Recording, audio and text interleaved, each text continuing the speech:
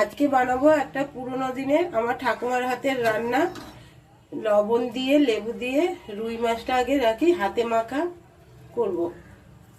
লবণ আর লেবুর মিশ্রণ মিশিয়ে 5 মিনিট রেখে দিই।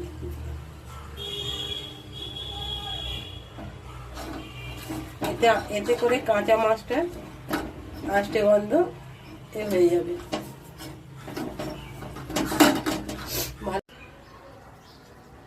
পুরো লেবুটাই দিয়ে দিলাম একটা গোটা।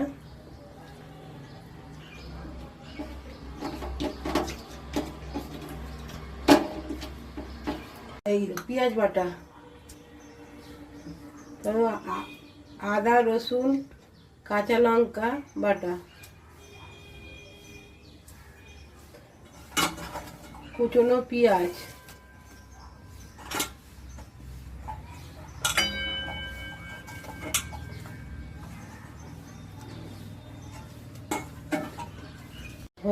হলুদ গুঁড়ো, কাশ্মীরি রেড চিলি পাউডার, জিরে গুঁড়ো, ধনে গুঁড়ো, সামান্য একটু গোলমরিচ গুঁড়ো এটাও দিয়ে দেবো।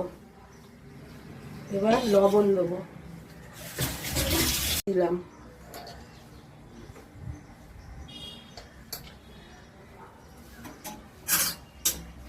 টমেটোর কুচি দিয়ে দিলাম।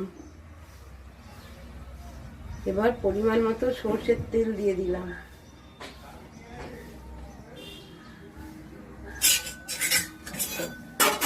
এবার ভালো করে এগুলো আমি মাখিয়ে নেবো। একটু মতন টক দই দিয়ে দিলাম।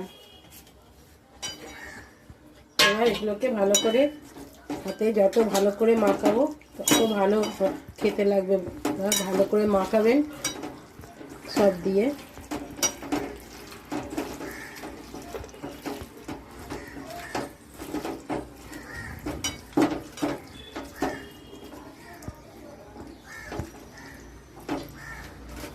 বসিয়ে দিলাম।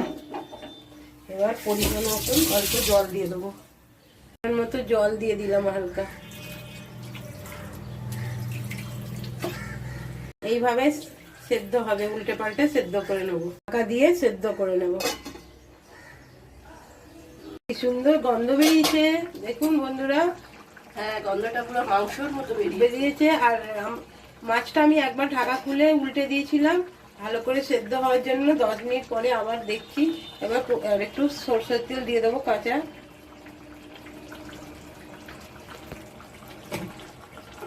ঠাকুমার হাতে খেয়েছিলাম, এই ছোটবেলায় ঠাকুমার হাতে খেয়েছিলাম, কিন্তু